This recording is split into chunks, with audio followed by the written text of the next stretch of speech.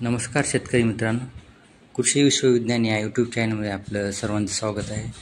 आज आपण जे आहे ते अमृत पॅटर्न पद्धतीने कापूस लागवड ही पद्धत बघणार आहोत. तर अमृत पॅटर्न हा जी पद्धत आहे ही यवतमाळ जिल्ह्यातील अमृतराव देशमुख यांनी विकसित केलेली आहे.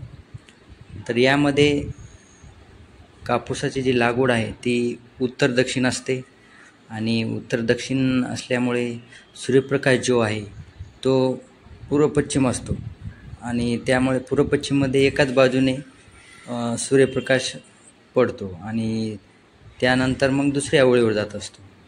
तसंच पावसाळ्यात सूर्यप्रकाशाची कापसाला सर्वच पिकाला भरपूर गरज असते आणि सूर्यप्रकाश जो आहे तो दक्षिण उत्तर या दिशेत जास्त वेळ पडतो आणि त्यामुळे प्रकाश संश्लेषण क्रिया चांगल्या प्रकारे होते.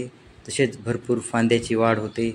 पातेगळ, बोंडसड ही समस्या कापसामध्ये येत नाही आणि सूर्यप्रकाश भरपूर मिळाल्यामुळे कीटक रोग कमी प्रमाणात येतात आणि त्यामुळेच फवारणी पण जी आहे तर फवारणीचा खर्च पण कमी प्रमाणात होतो.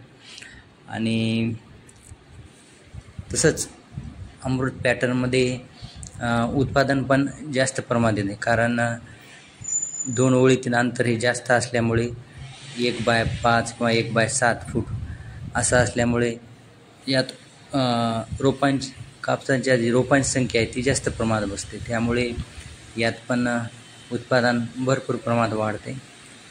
असे अमृत पॅटर्न जे आहे तर ते आज आपण थोडक्यात त्याची माहिती पाहिली आहे. तर असं शेतकरी मित्रांनो, पुन्हा नवीन माहितीसाठी पुढील व्हिडिओमध्ये भेटूच. तोपर्यंत जय जवान जय किसान.